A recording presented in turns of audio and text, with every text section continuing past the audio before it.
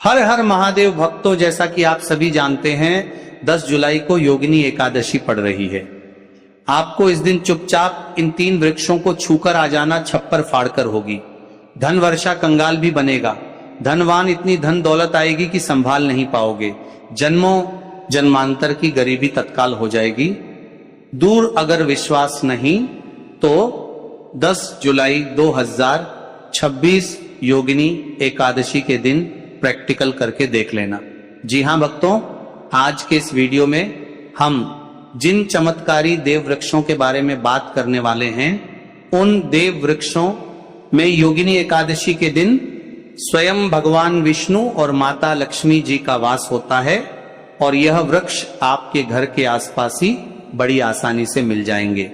इन देव वृक्षों के बारे में स्वयं महादेव ने अपने प्रिय भक्त रावण को बताया है कि कोई भी व्यक्ति सही समय पर सही मुहूर्त पर सही क्रिया अनुसार 10 जुलाई योगिनी एकादशी के दिन इन देव वृक्ष को छूकर चुपचाप आ जाता है तो उसके घर में स्वयं महादेव की कृपा बरसती है और उसके जीवन में चल रही गरीबी, दुख, कष्ट सब समाप्त हो जाते हैं। जन्म जन्मांतर की गरीबी तत्काल दूर हो जाती है। आपका भाग्य 7वें आसमान पर होगा। जहां जहां भी जाओगे धन दौलत आपके पीछे पीछे आएगी। तो फिर आपसे एक छोटा सा अनुरोध है कि वीडियो को पूरा देखें, तभी लाभ की प्राप्ति हो सकती है। इसलिए इस वीडियो को पूरा देखें। यदि आज आपने वीडियो को बीच बीच में देखा, काट काट कर देखा, तो जीवन में आपको कभी भी सफलता हासिल नहीं होगी और आप पूरे साल परेशान ही रहोगे। आप साथ ही भक्तों, इस वीडियो में हम आपको ऐसे पेड़ बताएंगे जिन्हें छूने मात्र से आपकी गरीबी तत्काल दूर हो जाएगी। जी हाँ भक्तों, माँ लक्ष्मी की आप पर ऐसी कृपा होगी कि आने वाले समय में आप धनवान बन जाओगे। भक्तों, अगर आप 10 जुलाई योगिनी एकादशी के दिन ये जो पेड़ हम आपको बताएंगे, उन पेड़ों को छूने मात्र से आपकी गरीबी दूर हो जाएगी। भक्तों, इस बार योगिनी एकादशी कई वर्षों बाद विशेष संयोग में आई है, तो जिन वृक्षों के बारे में हम आपको बताने वाले हैं, अगर आप उन्हें हमारे बताए अनुसार सही समय और शुभ मुहूर्त देखकर छू लेते हैं तो यकीन मानिए आपके जीवन में कुछ दिनों बाद धन की वर्षा होने लगेगी। फिर आपके जीवन में आपको उन्नति करने से कोई नहीं रोकेगा पाएगा। आपकी हर मनोकामना पूरी होगी, खुशियों से भर जाएगा आपका घर। यदि आप 10 जुलाई योगिनी एकादशी के दिन इन देव वृक्षों को छू लेते हो तो तीनों देव ब्रह्मा विष्णु महेश का आपको आशीर्वाद मिल जाएगा। इसीलिए भक्तों, इस वीडियो को पूरा देख लीजिए। तो चलिए जानते हैं कि कौन से ऐसे पौधे हैं जिनको 10 जुलाई योगिनी एकादशी के दिन छू कर आ जाना है। लेकिन उससे पहले अगर आप इस चैनल पर नए हैं तो चैनल को सब्सक्राइब करके वीडियो को एक लाइक जरूर करें। साथ ही आप अपनी राशि या अपने शुभ नाम को कमेंट बॉक्स में जरूर डाल दें, क्योंकि हम आपकी राशि से जुड़ा भाग्य भी बताते हैं और भाग्य में चल रही परेशानियों को तत्काल दूर करने के लिए आसान से आसान उपाय भी बताते हैं। इसीलिए आप अपनी राशि कमेंट बॉक्स में जरूर डाल दें। तो चलिए भक्तों, वीडियो को शुरू करते हैं। देखिए भक्तों, हमारी हिंदू संस्कृति में कई तरह के पौराणिक मान्यताओं को महत्व दिया गया है कि कई ऐसे पेड़ पौधे कई होते हैं जो कि देव वृक्ष कहे गए हैं और काफी शुभ भी माने गए हैं। प्रकृति में मौजूद कई ऐसे पेड़ पौधे होते हैं जो कि हमारे जीवन में चल रही परेशानियों को दूर कर देते हैं। खास बात यह है कि पेड़ पौधे की न सिर्फ लोग पूजा करते हैं बल्कि औषधि के रूप में भी प्रयोग करते हैं। ये कई प्रकार की बड़ी से बड़ी बीमारी को ठीक करते हैं और वेद पुराणों में भी कई प्रकार के पेड़ पौधों का उल्लेख है। भक्तों, यदि आप भी 10 जुलाई योगिनी एकादशी को इन वृक्षों को छू लेते हो तो आपको महादेव का ऐसा आशीर्वाद मिलेगा जिससे कि आपके जीवन की समस्त परेशानियां दूर हो जाएंगी।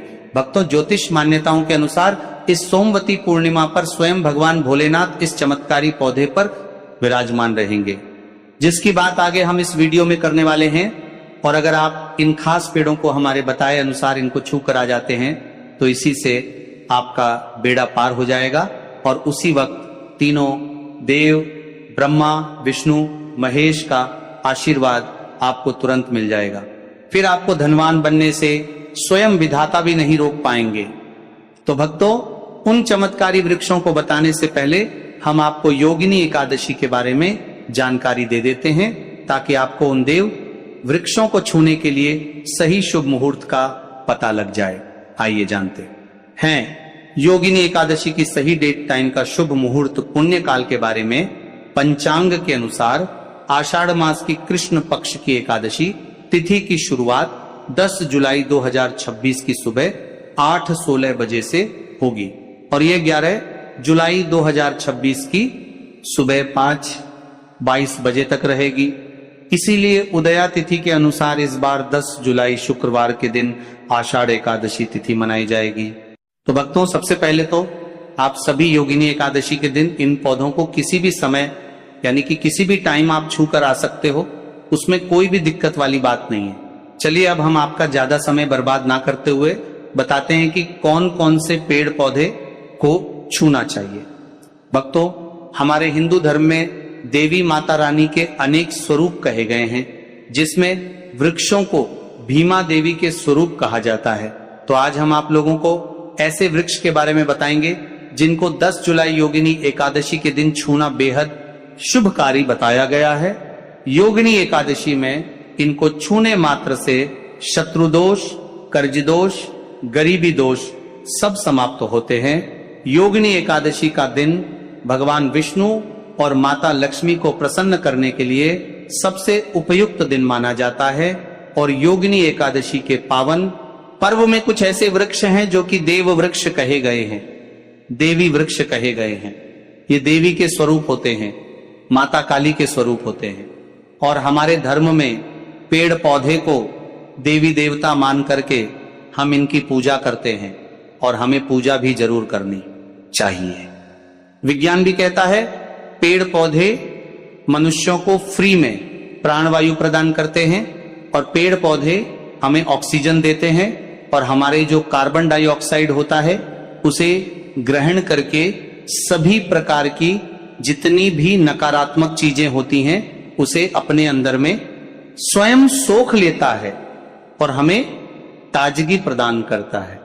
और योगिनी एकादशी के समय में कुछ ऐसे पेड़ पौधे हमारे धर्म शास्त्र में कहे गए हैं जिनको छूने मात्र से व्यक्ति के बंद किस्मत के ताले खुल जाते हैं, व्यक्ति का सौभाग्य चमक जाता है।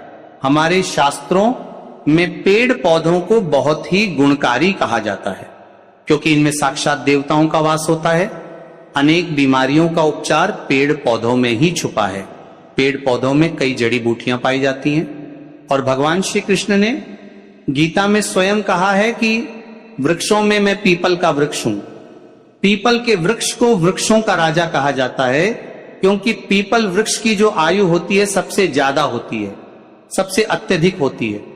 पीपल वृक्ष सर्वशक्तिमान होता है, पूजा पाठ में अत्यधिक इसका महत्व होता है। तो चलिए आज हम आप लोगों को 10 जुलाई योगिनी एकादशी छुए जाने वाले वृक्ष के बारे में बताएंगे।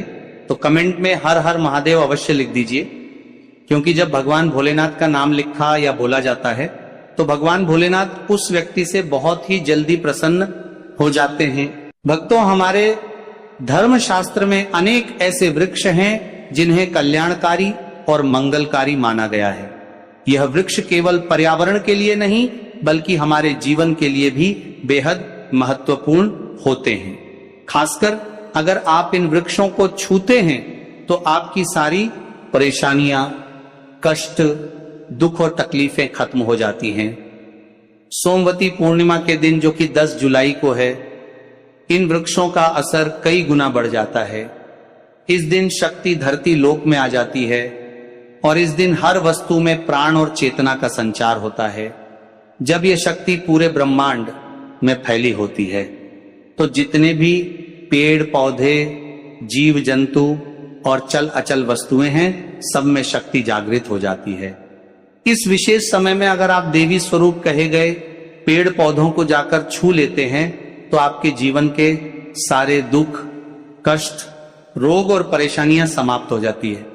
खासकर काल सर्प दोष, मंगल दोष, शनि दोष और राहु दोष जैसी समस्याएं तत्काल अपना असर छोड़ देती है और पूरी तरह समाज समाप्त हो जाती है। भक्तों, आज हम आपको 4 से 5 देव वृक्षों के बारे में बताने वाले हैं जिन्हें हमारे धर्मशास्त्र में बहुत महत्वपूर्ण माना गया है। ये चारों वृक्ष आपके जीवन में सुख, समृद्धि और खुशहाली लाने के लिए बेहद प्रभावशाली होते हैं। इसीलिए इस वीडियो को ध्यान से देखना, क्योंकि अगर आपने इसे बीच में काट कर देखा तो बाद में आपको पछताना पड़ सकता है। 10 जुलाई योगिनी एकादशी का पर्व ऐसा है जब आपको लंबी लंबी पूजा पाठ करने की जरूरत नहीं होती है। बस अगर आप इन विशेष वृक्षों को योगिनी एकादशी के दिन सही तरीके से छू लेते हैं और का आशीर्वाद लेते हैं तो गरीबी खत्म हो सकती है। यह वृक्ष इतने शक्तिशाली होते हैं कि आप अपनी आंखों से इनका असर देख सकते हैं, और खास बात यह है कि ये सारे देव वृक्ष आपके आसपास आसानी से मिल सकते हैं, तो आप इन्हें अपने घर के पास से ही ढूंढ सकते हैं। अब वीडियो में आगे बढ़ने से पहले अगर आपने अभी तक कमेंट बॉक्स में हर हर महादेव नहीं लिखा है तो कृपया हर हर महादेव जरूर लिखें और वीडियो को लाइक भी अवश्य ही करें। तो भक्तों, अब हम बात करते हैं कि कौन से वे 3 वृक्ष हैं जिन्हें हमें योगिनी एकादशी के दिन छूकर आना चाहिए। ये वृक्ष ना सिर्फ आपके जीवन को खुशहाल बनाते हैं बल्कि आपकी गरीबी और दुख दर्द को भी समाप्त कर दिया देते हैं। इसलिए हम चाहेंगे कि आप सब योगिनी एकादशी को इन वृक्षों की पूजा जरूर करें और इन्हें छुएं, क्योंकि इस दिन इन वृक्षों की पूजा करने से आपको अनगिनत लाभ मिल सकते हैं। चलिए भक्तों, अब हम जानते हैं कि वे देव वृक्ष कौन से हैं जिन्हें छूने से हमारी गरीबी खत्म हो जाती है और जीवन में सुख समृद्धि का आगमन होता है। पहला वृक्ष है बेल का वृक्ष, जिसे हम योगिनी एकादशी के दिन बेल का पेड़ सबसे महत्वपूर्ण माना जाता है। भगवान शिव को बेल के पत्ते अत्यंत प्रिय हैं और उन्हें शिवलिंग पर बेल पत्र अर्पित करने से विशेष पुण्य की प्राप्ति होती है। बेल का पेड़ शिव के पूजन के लिए अत्यधिक पवित्र माना जाता है। बेल के पत्तों का उपयोग भगवान शिव के पूजन में विशेष रूप से किया जाता है। बेल का वृक्ष माता पार्वती के पसीने से उत्पन्न हुआ और स्कंद पुराण के अनुसार यह वृक्ष देवी स्वरूप माना गया है, यानी यह नवदुर्गा के स्वरूप है। स्कंद पुराण की कथा में कहा गया है कि बेल वृक्ष की जड़ में गिरजा, तनों में माहेश्वरी शाखाओं में, दक्षिणाय नमों में माता पार्वती, फलों में कात्यायनी, फूलों में गौरी और इस वृक्ष के संपूर्ण शरीर में मां लक्ष्मी जी का वास होता है। माता पार्वती के पसीने से उत्पन्न होने के कारण यह पेड़ कई देवी देवताओं का स्वरूप माना जाता है। इसलिए यह वृक्ष धार्मिक रूप से अत्यंत महत्वपूर्ण है। अगर आप संध्या काल में शिव मंदिर या नवदुर्ग मंदिर के पास बेल के वृक्ष के नीचे घी का दीपक जलाते हैं तो व्यक्ति धनवान, गुणवान और पराक्रमी बनता है। इस पेड़ के स्पर्श से व्यक्ति के सभी मनोरथ पूरे होते हैं। इस पेड़ को छूने से पहले आपको एक खास मंत्र भी बोलना चाहिए। वह मंत्र है दर्शन बिल्व वृक्षस स्पर्शम पाप नाश अघोर पाप संहार। एक विलंब शिवार्पणम का अर्थ है कि यहाँ पर एक विलंब शिव पर्पणम का अर्थ है बेल वृक्ष का दर्शन और स्पर्श करने मात्र से सभी पाप समाप्त हो जाते हैं और शिव को चढ़ाया गया एक बेल पत्र पापों का नाश करता है। अब भक्तों, दूसरे उपाय के बारे में बात करते हैं। तो देखिए, सबसे पहले बात कर लेते हैं कि जो मां तुलसी है, इनके बिना श्री हरि विष्णु का पूजन और श्री हरि विष्णु का भोग दोनों ही अधूरे हैं।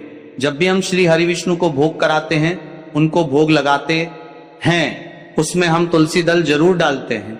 एक पत्ता डालेंगे लेकिन तुलसी दल जरूर डालते हैं, क्योंकि बिना तुलसी दल के श्री हरि विष्णु भोग अस्वीकार नहीं करते और इस महीने में तुलसी का पूजन करने से व्यक्ति को सौभाग्य की प्राप्ति होती है। उसके घर में कभी निर्धनता नहीं आती। आप देखिए, सबसे पहले तो आपको इस महीने में एक हरा भरा तुलसी का पौधा अपने घर में जरूर लगाना चाहिए। अगर पहले से आपके घर में तुलसी का हरा भरा पौधा है तो बहुत उत्तम है। अगर नहीं है तो इसके महीने में तुलसी जी का पौधा जरूर लेकर आए, क्योंकि यह सबसे श्रेष्ठ महीना है तुलसी के पौधे को अपने घर लाकर लगाने के लिए। दूसरी चीज, कि देखिए इस महीने में या उससे पहले आपके घर में तुलसी जी का पौधा सूख गया है, और अगर तुलसी का पौधा आपके घर में सूखा हुआ है तो उससे कौन सा उपाय है जो आप करके रातों रात अपने भाग्य को चमका सकते हैं। तो देखिए, अगर आपके घर में अगर तुलसी जी का सूखा हुआ पौधा है, इसमें आपको हरे हरे भरे पौधे से उपाय नहीं करना। आपके घर में तुलसी जी का अगर सूखा हुआ पौधा है, उसी से आप उपाय करेंगे, इस चीज का ध्यान रखें। तो देखिए, अगर तुलसी जी का पौधा सूख गया है तो आपको क्या करना है, उसकी छोटी छोटी ठानियां लेनी है, गिन करके 7 ठानियां, ठीक है ना। कितनी ठानियां लेंगे? 7 ठानियां लेंगे।